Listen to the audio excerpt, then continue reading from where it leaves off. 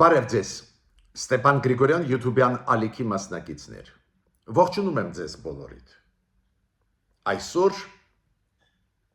ապրիլի 23-ն է։ Ես ողջունում եմ Սփյուռքայությունը,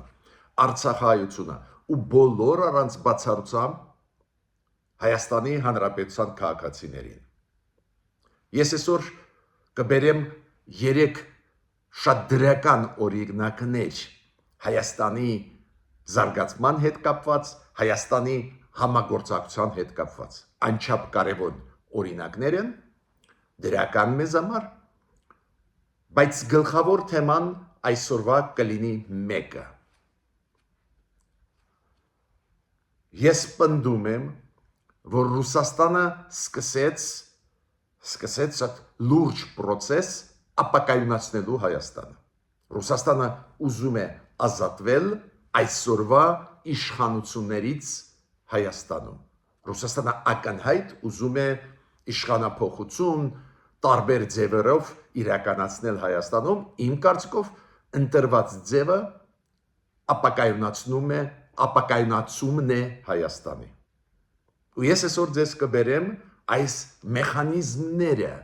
տարբեր ուղղությունները, որոնց միջոցով կապակայունացվի Հայաստանը։ Ռուսաստանը շտապում է, տեսնում է, որ ձեռից գնում է Հայաստանը, Հայաստանը սկսեց աշխատել աշխարհի հետ, շտապում է ու ամեն ինչ անում է, որ պայթացնի Հայաստանը ներսից։ Այդ փաստերը այսօր ես կբերեմ այն գլխավոր ուղղությունները, մեխանիզմները, որոնք օգտագործում է Ռուսաստանը։ Մեր շահը նա է, որ մեզ մոտ իշխանափոխություն կատարվի ընտրությունների միջոցով, որ մենք ժողովրդավարական ճանապարհով զարգանանք։ Ընտրությունները պետք է ընտրեն, վերընտրեն, նոր իշխանություն ընտրեն, այլ ոչ թե հեղաշրջումների մեխանիզմով փոխվի իշխանությունը մեզ մոտ կամ ապակայունացման միջոցով։ Դա է պատճառը, որ ես այդ վերլուծությունը կանեմ, պնդում եմ, որ մոտ 2 շաբաթ արհեստականորեն լարվածությունը Հայաստանի ներսում կմեծանա ու գագաթնակետը կլինի մայիսի 9-ը ու փորձ կարվի փոփոխություն կատարել լուրջ ապակայունացման միջոցով Հայաստանի ներսում։ Այդ իմ մեսիջն է կառավարության, իդեպ ասեմ ձեզ կառավարության բարձր պաշտոնյաները եւ պարլամենտի բարձր ներկայացուցիչները քաղ պայմանագրի իշխող կուսակցության նաեւ դրա մասին սկսեցին խոսել, հասկացան լրջությունը իրավիճակի, բայց ես ամփոփ կդերկացնեմ այսօր այս պատկերը։ Ուրեմն սկսում ենք այնուամենայնիվ դրական լուրերից։ Դուք գիտեք, որ դիտորդական առաքելությունը, դիտորդական միսիան Եվրոմիությանը, որը դիտում է հայ-ադրբեջանական սահմանը հայկական կողմից, անում է մեծ գործ հայ ժողովրդի համար։ Մենք ողջունում ենք դա, շնորհակալ ենք դիտորդական առաքելության։ Ու ել ավելի կարևոր է, երբ որ դիտորդական առաքելությունը հայտարարություններով է հանդես գալիս, հազվադեպ, բայց գալիս է կարևորագույն պահերին հայտարարություններով, որը ցույց է տալիս ով ճիշտ է, ով մեղավոր է։ Ուրեմն երեք դիտորդական առաքելությունը արեց հայտարարություն, որ 3 գյուղերի մոտ անցկացրել է հատուկ դիտորդական առաքելություն, Խոզնավար, Խնածախ եւ Արավուզ գյուղերի մոտ, հենց ապրիլի 19-ին, 20-ին լուրջ ուսումնասիրություն կատարել են ու իրանք համարում են, որ իրանք տեսել են հետքեր կրակոցներից հետո, հետքեր Խոզնավար գյուղում քաղաքացիական շինությունների վրա ուղված հետքեր կրակոցներից քաղաքացիական շինությունների վրա հետքեր կային։ Ու իրանք ասում են դա շատ հնարավոր է, որ դրանք այդ հետքերը կրակոցների հենց գալիս են Ադրբեջանի դիրքերից։ Ադրբեջանը կրակել է Հայաստանի ուղղությամբ։ Անչափ կարևոր հայտարարություն է։ Դուք հիշում եք, ապրիլի 20-ին մեր պաշտպանության նախարարությունը նշեց, որ մեր ուղղությամբ եղել են կրակոցներ եւ վնասվել են քաղաքացիական օբյեկտներ։ Եվրամիությունը ասեց, այո, մենք էլ արել ենք ուսումնասիրություն, եղել է դա։ Շնորհակալություն դիտորդներին։ Դա ավտոմատ նշանակում է, որ մենք ճիշտ ենք։ Հիմա շատ հետաքրքիր է ինչ է ասելու Ադրբեջանը, որը անընդհատ մեզ մեղադրում է զինադադարի խախտման մեջ, բայց եվրոդիտորդները օբյեկտիվ անաչառ դիտորդներ են։ Կարևորագույն ինֆորմացիա մեզ բոլորիս համար դրական։ Մյուսը շատ դրական է, Հայաստանում գտնվում է ամերիկյան ճանաչված ընկերություններից մեկը, որը հենց միջուկային էներգետիկայի հարցերով մասնագիտացված, ճանաչված միջազգայինորեն ընկերություն է։ Ակնհայտ է ինչի մասին է խոսքը, միջուկային էներգետիկայի զարգացումը Հայաստանում, ուսումնասիրությունը, փորձի փոխանակումը, նոր ատոմակայանի այդ ծրագրերի քննարկումը։ Դա շատ կարևոր է, քանի որ այս այցելությունը կատարվել է հենց Տրամպի նախագահության օրոք, Միացյալ Նահանգների նախագահ Տրամպի օրոք։ Անչափ կարևոր ինֆորմացիա է։ Հայաստանը փորձում է դիվերսիֆիկացնել նաև իր էներգետիկան։ Նաև կարևոր ինֆորմացիա է, որը տրվեց Չինաստանի դեսպանատան կողմից, Չինաստանի դեսպանատուն հայտարարություն արեց, դեսպանատուն Չինաստանի Հայաստանում, որ Հայաստանը ներգրաված է այդ հայտնի One Belt, One Road ծրագրի շրջանակներում, մենք այդ ծրագիրը գիտենք Մետաքսե ճանապարհի ծրագրի անվանման տակ։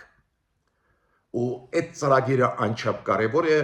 դու ապա շրջափակման կոնտեքստով կարող ես աշխատել ու քո ճանապարհները սկսեն աշխատել աշխարհի հետ,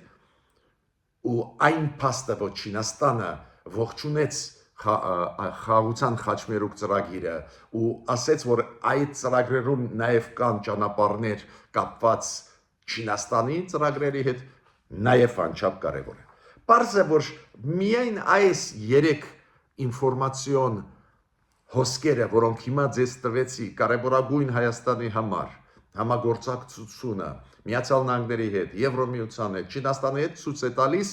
որ մենք դիվերսիֆիկացնում ենք մեր համագործակցությունը աշխարհի հետ, տրանսպորտի, կոմունիկացիոն ոլորտում, էներգետիկայի ոլորտում, անվտանգային ոլորտերում։ Պարզա դա Ռուսաստանին դուր չի գալիս։ Ռուսաստանը հասկանում է, որ չաջակցելով Հայաստանին, կորցնում է Հայաստանը։ Ու ինչ է անում Ռուսաստանը, ես մի քիչ ավելի ուշ մանրամասն ձեզ կներկայացնեմ։ Բացի դրանից ես ուզում եմ ասել մի քանի խոսք Հռոմի Պապի հուղարկավորության հետ կապված, դու գիտեք, որ այդ process-ին կմասնակցի նախագահ Դոնալդ Տրամպը, նախագահ Էմանուել Մակրոնը, այլ երկրների ղեկավարներ, հուղարկավորությունը Հռոմի Պապի կլինի ապրիլի 26-ին, իմ կարծիքով իմաստունի մեր կառավարությանը մտածել ու մեր վարչապետը մասնակցի այս հուղարկավորությանը Հռոմի Պապի։ Իմ կարծիքով ճիշտ կլինի, պարզ է մեր կառավարությունը պետք է որոշումը ընդունի, Նիկոլ Փաշինյանը, բայց ցանկացած դեպքում նույնիսկ ոտի վրա 2 խոսք փոխանակել Դոնալդ Տրամպի հետ։ Օրինակ, ասել Դոնալդ Տրամպի ոտի վրա, որ եթե ստեղ Ադրբեջանի հետ մենք ստորագրենք խաղաղության պայմանագիրը, դա շատ կբարձրացնի Միացյալ Նահանգների ռեյտինգը, օրինակ, եթե Վաշինգտոնում մենք ստորագրենք այդ փաստաթուղթը, նույնիսկ այս խոսքերը կարող են բերել նրան, որ Դոնալդ Թրամփը սկսի ճնշել Ադրբեջանին, որ Ադրբեջանը համաձայնվի ստորագրել այդ խաղաղության պայմանագիրը։ Փոխանակել կարծիք Էմանուել Մակրոնի Ֆրանսիայի նախագահի հետ նաև շատ օգտակար կլինի։ Հասկանալի է, այս ձևի procesներում դժվար թե երկար կարող ես խոսել, բայց ոտի վրա 5 րոպե զրուցել, փոխանակել այս աշխարհի հսկա պետությունների ղեկավարների հետ ամենախոշոր, ամենաազդեցիկ շատ ու շատ օգտակար կարող է լինել։ Ես պետք է շնորհակալություն ձեզ հայտնեմ ձեր ակտիվ մասնակցությամբ Ստեփան Գրիգորյան YouTube-յան ալիքի աշխատանքներին։ Շնորհակալ եմ, որ բաժանորդագրվում եք, կիսվում եք, լայքում եք, աջակցում եք, անչափ դա կարևոր է։ Նաև աջակցողներին ես ուզում եմ շնորհակալություն հայտնել, որ մենք կարողանանք շարունակել աշխատել, Վարուժան Դերոնյանին շնորհակալություն, Մարիամ Վանեցյանին, Մհերին, Արաքս Դերհովանեսյանին, Քրիստինային Կալիֆոռնիայից, Արմեն Վարդապետյանին, բոլորին ես շատ ու շատ շնորհակալ եմ։ Հիմա անցնում ենք գլխավոր այսօրվա թեմային։ Գլխավոր այսօրվա թեման կապված է նրա հետ, ինչ մեխանիզմներով է Ռուսաստանը փորձում ապակայունացնել ներսից Հայաստանը։ Ինչ գործիքներ է օգտագործում, որ դուք բոլորդ ավելի հստակ պատկերացնեք այս procesները։ Ես պետք է ասեմ, որ գործիքներից մեկը դա կոչվում է հիբրիդային պատերազմ։ Երբ որ Ռուսաստանը իր ԶԼՄ-ների միջոցով անց է կացնում պրոպագանդիստական կամպանիաներ։ Ու քանի որ ռուսական ԶԼՄ-ները մեր մուլտիպլեքսով ազատ հեռարձակվում են, ցավով դա ասում են, չփոխեց իր քաղաքականությունը, մեր կառավարությունը, քանի որ ազատ հեռարձակվում են, ակնհայտ է, որ դա կարևորագույն մեխանիզմ է Ռուսաստանին լարվածություն ուժեղացնել Հայաստանի վրա, լարվածություն ուժեղացնել Հայաստանի ներսում։ Ռուսաստանի գլխավոր հերոստակալիքները ազատ հեռարձակվում են Հայաստանում։ Ու նաև այդ թվում իրանց պրոպագանդիստական շոուները։ Իդեպ ասեմ ձեզ կառավարության ապարատի ղեկավարը գրառում արեց, որ վտանգներ կան, այո, որ հիբրիդային պատերազմը, նաև այդ թվում ինֆորմացիոն պատերազմը Հայաստանի դեմ մոտ ժամանակներս կուժեղանա։ Մյուս ուղղությունը դա ԶԼՄ-ներն են, որոնք պրոռուսական ուժերի հետ են կապված Հայաստանի ներսում, հայկական ԶԼՄ-ները, հայալեզու, ովքեր պրոռուսական նարատիվները հայերեն լեզվով տարածում են Հայաստանում։ Ագրեսիվությունը, ակտիվությունը այդ ԶԼՄ-ների դուք տեսաք Գյումրու ընտրությունների ժամանակ, ու այդ ԶԼՄ-ները նաև շատ ագրեսիվ, շատ ակտիվ աշխատում են ու ներսից լարվածությունը պահում են Հայաստանում։ Գյումրու ընտրությունները։ Այո, Վարդան Ղուկասյանը ընտրվեց, օգտագործելով իր ռեսուրսները, բավական կասկածելի ձևերով ձեռք բերված, ու իր հայտարարությունները պրոռուսական բազայի Հայաստանում, իր հայտարարությունը, որ պետք է գնանք դեպի միութենական պետություն Բելարուսի տարբերակով, այս ընտրություններն էլ Ռուսաստանը կասկած չունեմ, որ միջամտել է Ռուսաստանը, ու այս ընտրությունների արդյունքները ու պրոռուսական ուժերի համեմատ հաջողությունը շատ ակտիվ հիմա օգտագործվում է։ Մյուսը Ռուսաստանի պաշտոնյաները։ Շարունակում է Ռուսաստանի պաշտոնյաների հայտարարությունները, սպառնալիքները մեր նկատմամբ։ Ես մի նոր օրինակը ձեզ ուզում եմ բերել։ Ուրեմն դուք գիտեք, որ երբ որ խոսում է Մարիա Զախարովան, Սերգեյ Լավրովը, Միխայիլ Գալուզինը, այդ Ռուսաստանի պաշտոնյաները ամենաբարձր, մեր հասարակությունը սովոր է նրան։ Երբ որ իրանք սպառնում են Հայաստանին եւ այլ, մենք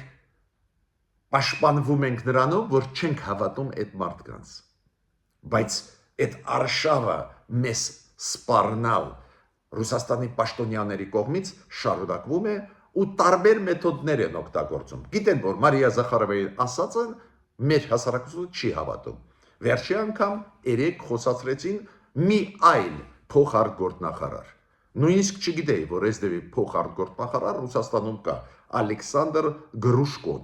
որը ասեց, որ Ռուսաստանը շատ մտահոգված է, որ Երևանը ակտիվ աշխատում է Եվրոմիության հետ, որ Երևանը կարող է հրաժարվի ԵԱՏՄ մեծ գնա Եվրոմիություն, որ դա հետևանքներ կունենա Հայաստանի համար։ Ինքը ասում է, որ Արևմուտքը ուզում է պոկել մեզանից Հայաստանը։ Դուք հասկանում եք, դա շատ սուտ է։ Մենք ենք ընտրել, Հայաստանը ընտրեց ավելի ակտիվ համագործակցություն Եվրոմիության հետ ի համեմատ Ռուսաստանի հետ, քանի որ Ռուսաստանը չպաշտպանեց Լեռնային Ղարաբաղը, Ռուսաստանը չպաշտպանեց Հայաստանի տարածքային ամբողջականությունը, մինչդեռ ուներ պարտավորություններ։ Դες Հայաստանի բազմավեկտոր քաղաքականության անցնելը կամ բալանսավորված քաղաքականության անցնելը դա գալիս է նաև նրանից, որ Ռուսաստանը չկատարեց պարտավորություններ։ Բայց ինչի եք անընդհատ մեզ վախացնում, մեզ սպառնում։ Ուրեմն այս բաղադրիչը անչափ կարևոր է, երբ որ պաշտոնական Մոսկվան անընդհատ պաշտոնյաների միջոցով մեզ վախացնում է, որ ԵԱՏՄ-ից կզրկվեք, ԵԱՏՄ-ի շուկայից կզրկվեք, Արևմուտքը իր խաղերը տալիս է, դուք այդ Արևմուտքի խաղերի մեջ եք, վատ կլինի։ Ու ես հարց եմ տալիս Ռուսաստանի պաշտոնյաներին. Ինչու դուք չեք քննադատում Ադրբեջանը, որ փաստորեն կունենա միասնական բանակ մոտ ժամանակներս Թուրքիայի հետ, Պակիստանի հետ, շատերը չգիտեն, որ Պակիստանի հետ էլ նույն քաղաքականություն է վարվում, Իսրայելի հետ ունի լրջագույն համագործակցություն։ Հարց Ռուսաստանին, տվեք Ժորժը։ Մյուսը, երբ որ ես Գյումրուց խոսացի, գիտեք, ես շատ շնորհակալ եմ ձեզ, երբ որ դուք ինձ նամակներ գրում եք, ու այդ նամակների ձեր առաջարկը ես միշտ ուղարկում եմ կառավարության։ Օրինակ, Նինա Գրիգորյանը,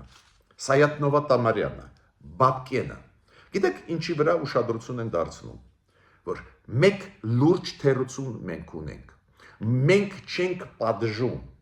եւ ներսի դավաճաններին այդպես ձևակերպեմ կամ ներսի կոռուպցիոներներին, դավաճաններին եւ դրսից երբ որ մեր դեմ քայլ անում ենք, ոչ ոքի չենք պատժում, դες մենք մեր քայլերը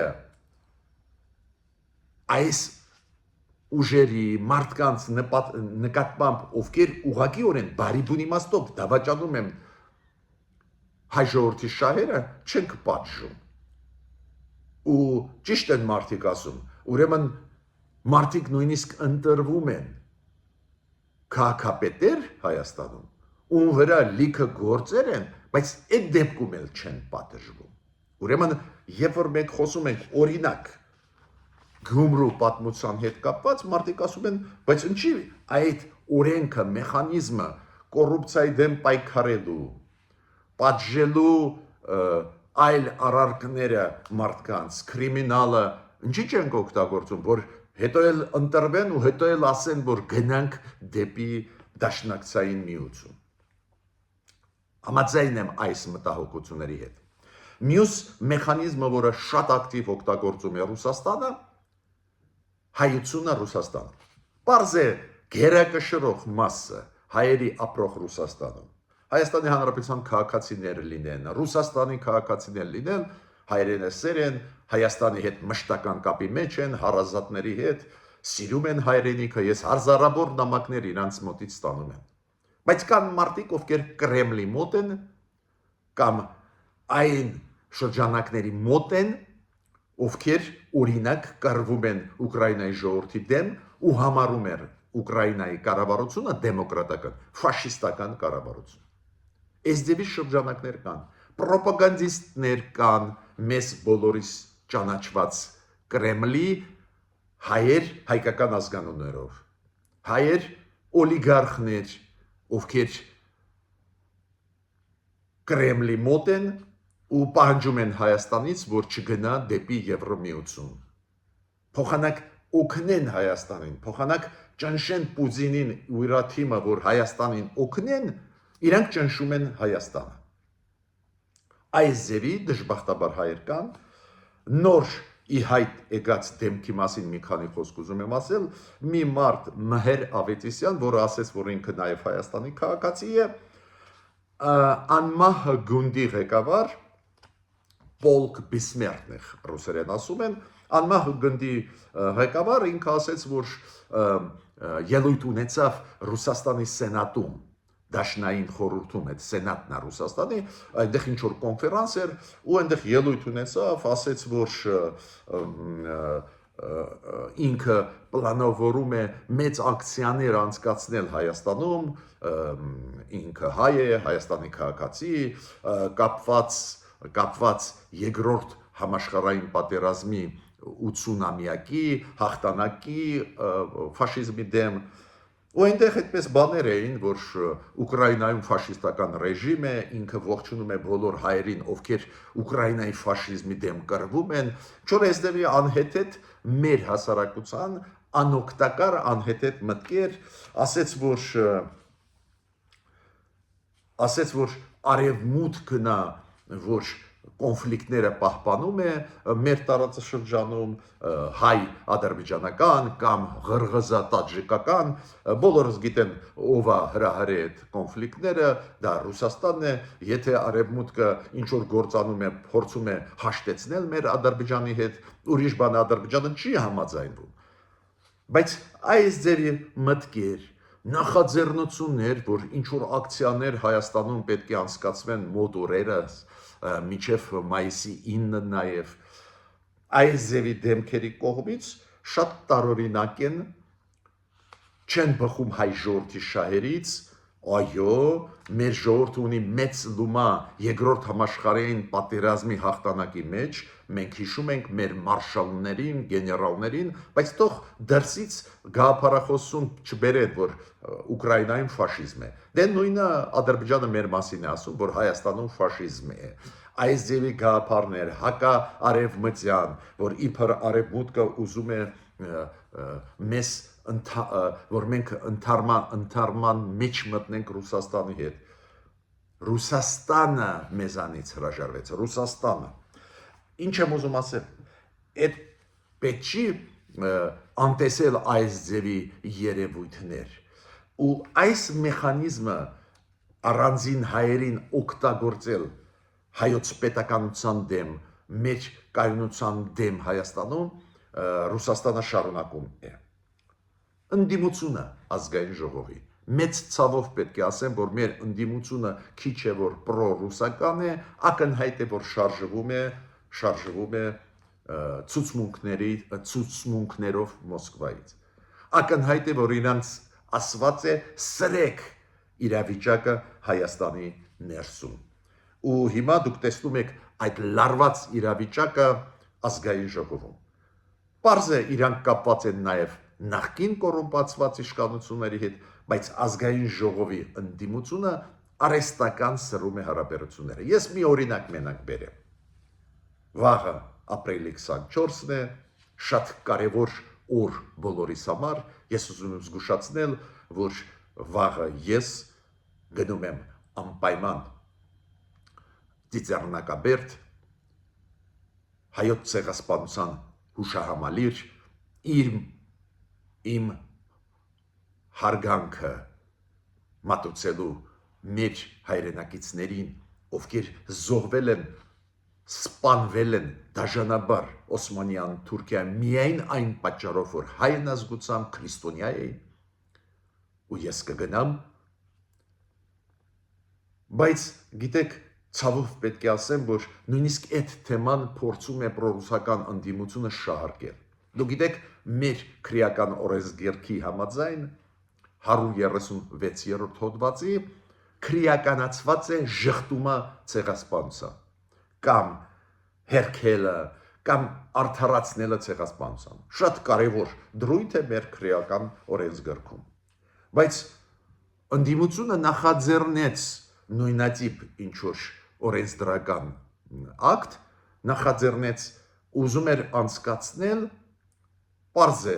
ինչ իմաստ ունի առանձին հայոց ցեղասպանության մասին ասել, եթե ցեղասպանությունները ժխտողները մեր քրեական օրենսգրքով պետք է պատժվեն, բայց ես հասկանում եմ ինչու դա արվել է։ Լարվածությունը էլ ավելի ուժեղացնել, անվստահությունը իշխանության նկատմամբ էլ ավելի ավելացնել, քանի որ այդպես ստացվում է, որ հիմա իշխող ուժը չուզեց քրեականացնել ցեղասպանության փաստը, մինչդեռ քրեականացված է։ Գիտեք, այդ փաստերը շատ բաների մասին են խոսում։ Ուրեմն գործոններից մեկը, որը Ռուսաստանը օգտագործում է ապակայունացնել ներսից Հայաստանը, դա պրոռուսական ընդդիմությունն է պարլամենտում։ Պարզ է փորձ նաև արվում է ներգրավել այս լարված վիճակների մեջ Արցախահայությանը, օգտվելով օբյեկտիվ ծանր վիճակի մեջ գտնվող Արցախահայությունը։ Չի ստացվում բարեբախտաբար, Արցախահայությունը հայրենասեր է, մտածող մարդիկ են, այս այդպես կոչված Ղարաբաղի կլանի ներկայացուցիչները չեն կարող, բայց այդ փորձերը արվում են ներգրավել այս լարվածությունը ուժեղացնելու համար։ Ես պետք է ասեմ, որ մենք շատ լավ բոլորդ ձեզ հետ հասկանում ենք, որ նաև կան օբյեկտիվ պատճառներ, ինչի մարդիկ դժգոհ են, ինչու մեծ թվով բողոքի ակցիաներ, օբյեկտիվ պատճառներ։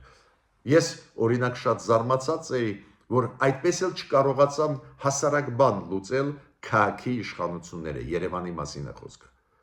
Քասախ գյուղի եւ Պրոշյան գյուղի մարդկանց տրանսպորտի հարցը։ Տրանսպորտը թանկացնում է այն գծերի վրա ավտոբուսները, որ աշխատում են, թիվը փոքրացվում է ու զարմանալի ձևով եթե ուսումնասիրում ես, տեսնում ես ինչ որ օլիգարխի շահերը առաջ տանելով ուզում են այդ հարցը լուծել։ Ու անընդհատ այս խեղճ մարդիկ ստիպված են փողոցները փակել, Երևան աշտարակ այդ ճանապարհը փակել, ցույց տալու, որ այդ խնդրը լուծված չի։ Պարզ է դա, օբյեկտիվ չէ խնդրը։ Չեք կարող ասել արհեստական մարդիկ փողոց դուրս եկան։ Այդ ամեն ինչը կօգտագործի Ռուսաստանը ապակայունացնելու Հայաստանը։ Ուրեմն իշխանությունները ավելի ճկուն պետք է լինի, առանձին դեպքերում ավելի արագ լուծեն հարցերը։ Ուրեմն ես թվարկեցի այն մեխանիզմները, որոնք Ռուսաստանը քայլ առ քայլ օգտագործում է լարվածությունը ուժեղացնել Հայաստանում, այդ բոլոր գործոնները, որ ես թվարկեցի, աշխատում էին նախկինում էր, ինչը մեզ չեն սպառնե Պաշտոնյաները Ռուսաստանին մի տարի առաջ, 2 տարի առաջ սպառնացել են, բայց միաժամանակ, որ բոլոր այդ գործոնները սկսեն աշխատել, դա տեսնում եմ հիմա։ Ու ուզում են դեստաբիլիզացնել, ապակայունացնել Հայաստանը, ու ես կասկած չունեմ, ուզում են փոխել իշխանությունները Հայաստանում։ Չեն սպասում որ լինեն ընտրությունները 2026 թվին։ Ռուսաստանը չի սպասում։ Ռուսաստանը տեսնում է, որ գործող իշխանությունները Հայաստանի բավական ակտիվ հիմա աշխատում են, դիվերսիֆիկացնում են մեր աշխատանքը ռազմական ոլորտում, էներգետիկայի ոլորտում, այլ ոլորտներում։ Հաճախ մենք ասում ենք, որ այդ ամեն ինչը ավելի շուտ պետք է արվի, ավելի արագ պետք է արվի, այդ ուրիշ խնդիր է։ Ռուսաստանը հասկանում է, որ Հայաստանը սկսեց աշխարհի հետ աշխատել։ Ինքը կորցնում է Ռուսաստանը, Ռուսաստանը կորցնում է Հայաստանին։ Մյուս կողմից Ռուսաստանը տալիք չունի մեզ։ Ռուսաստանը չի ասում, գիտես ինչա, ես կվերադարձնեմ հայերին Լեռնային Ղարաբաղ, արի մի գնա դեպի Եվրոպա, կամ ինչ որ այլ բաներ մեզ առաջարկի։ Ոչ, իրանք ուզում են օգտագործել 5-րդ շարասյունը Հայաստանի ներսում, օգտագործել իրանց հիբրիդային պատերազմի մեթոդները, նաև ինֆորմացիոն պատերազմ, ու այդպես տիրել Հայաստանը։ Ուրեմն ես պնդում եմ, որ Հայաստանում կարող է լինել իշխանափոխություն, դա շատ նորմալ է դեմոկրատական աշխարհում, միայն ընտրությունների միջոցով։ Ու մենք բոլորս պետք է դեմ լինենք, որ ապակայունացման միջոցով Հայաստանում կիսահեղաշրջում կատարվի։ Ուշադիր պետք է լինենք։ ու մեր իշխանություններին իմ ուղված ուղերձը։ Ես հիմա երկու օրինակներ բերեմ հետխորհրդային տարածքում, հատուկ հետխորհրդային տարածքում զարգացումներից, ոնց են պետությունները փորձում պաշտպանել իրանց իրավունքները Ռուսաստանի նկարտումներից։ Ուրեմն Ղրղստանում այս վերջի օրերս ձերբակալեցին դոմ ռուսկի դոմ գրասենյակի աշխատողներ։ Դուք կարող ասել, էսա Բաքուն փագեց ռուսկի դոմը, հիմա դուք ասում եք Ղրղստանում ձերբակալեցին աշխատողներին այդ գրասենյակի ռուսկի դոմ։ Այո, սպառնալիքներ այնտեղից գալիս էին, պետությունները ինչ որ ձևերով լուծում են։ Ղրղստանում ձերբակալեցին այն պատճառով, որ պարզվեց, որ իրանք հավաքագրում էին մարդկանց, տանում էին Ուկրաինայի ժողովրդի դեմ պատերազմի։ Ու Ղրղստանը ստիպված էր այդ դադարեցնել այդ վտանգավոր process-ը։ Մյուս օրինակը Մայա Սանդոն, նախագահ Մոլդովայի։ Դուք հիշում եք անցած տարվա նախագահական ընտրությունները, երբ որ Ռուսաստանը տարբեր ձևերով փող էր ուղարկում, կաշառում էր մարդկանց, որ գնան քվեարկեն ի օգուտ պրոռուսական տեխնացուի նախագահական ընտրությունների ժամանակ, բայց բարեբախտաբար հաղթող դուրս եկավ Մայա Սանդոն, բայց հիմա սեպտեմբերին այս տարվա Մոլդովայում կլինեն պարլամենտական ընտրություններ, Ռուսաստանը սկսեց գործել, ոնց գործում են մեր դեմ, այդ կամ ակտիվ գործեցին նաև գործում են հիմա, պատրաստում են պարլամենտական ընտրությունների Մոլդովայում, որ պրոռուսական ուժերը իշխանության գան, ու Մայա Սանդոն սկսեց աղազանգել։ Այդ փաստերը ֆիքսում են իրանք, մեծ հիմա աղմուկա ինքը բարձրացրել, ինքը ասում է ամեն ինչ արվում է, կաշառում են մարդկանց, որ ընտրությունների պատրաստվեն, բացում են ինչ որ օֆիսներ կասկածելի երկրի ներսում, ուժեղացնել պրոռուսական տրամադրությունները, պրոպուտինյան, որ Մոլդովան վերցնեն ու երկրորդ ճակատ թիկունքից բացեն Ուկրաինայի ժողովրդի դեմ։ Ինչու ինքը հիմա աղազանգում է, որ եվրոպացիք ու ամերիկացիք ավելի ուշադիր լինեն Մոլդովայի ընտրությունների, ավելի մեծ աջակցություն հիմա տան, քանի որ Մոլդովան անհրաժեշտություն ունի պայքարել ինֆորմացիոն պատերազմների դեմ, հիբրիդային պատերազմի դեմ, ու ժամանակին այդ հարցը բարձրացրեց։ Մենք էլ պետք է սովորենք։ Մեր իշխանությունները հիմա մեծ աղմուկ բարձրացնում են նաև պաշտոնյաները, նաև քաղաքապայմանագրի պատգամավորները, որ իրոք հիմա գնում է արշավ ինֆորմացիոն նաև Հայաստանի դեմ ուղված, բայց լավա գոնե սկսեցին հասկանալ։ Ուրեմն նորից կրկնում եմ, կան օբյեկտիվ պատճառներ, բայց կա ակնհայտ երևացող մի քանի ուղղությամբ, ես թվարկեցի, արհեստական լարվածությունը պահելու Հայաստանում ու այդ դեստաբիլիզացիայի, ապակայունացման ֆոնի վրա ստեղ իշխանափոխություն կատարելու ցանկություն ակնհայտ ցուցաբերում է Ռուսաստանը։ Մենք պետք է պաշտպանենք մեր հայրենիքը, այո, հենց ընտրությունների միջոցով պետք է իշխանափոխություն մեզ մոտ կատարվի, այլ ոչ թե Ռուսաստանի ուզածով ապակայնացում բերեն Հայաստան ու իրանց ուզած բաները լուծեն, օրինակ օտարեն մեզանից Սյունիքի ճանապարհները, օրինակ թույլատնեմ այդ կամ Հայաստանը, որ ուժերը, ովքեր ասում են պետք է միանանք Ռուսաստանին, գուբերնիայի մակարդակով գլուխ բարձրացնեն, այո, անելիք ունենք։ Ու ես առաջարկում եմ իշխանություններին զգոն լինել այս օրվաներից սկսած մինչև մայիսի 9-ը, ինչ պատրաստվում է առաջի հերթին այս ժամանակահատվածում կփորձեն իրականացնել Հայաստանի դեմ։ Մինչ նոր հանդիպումներ։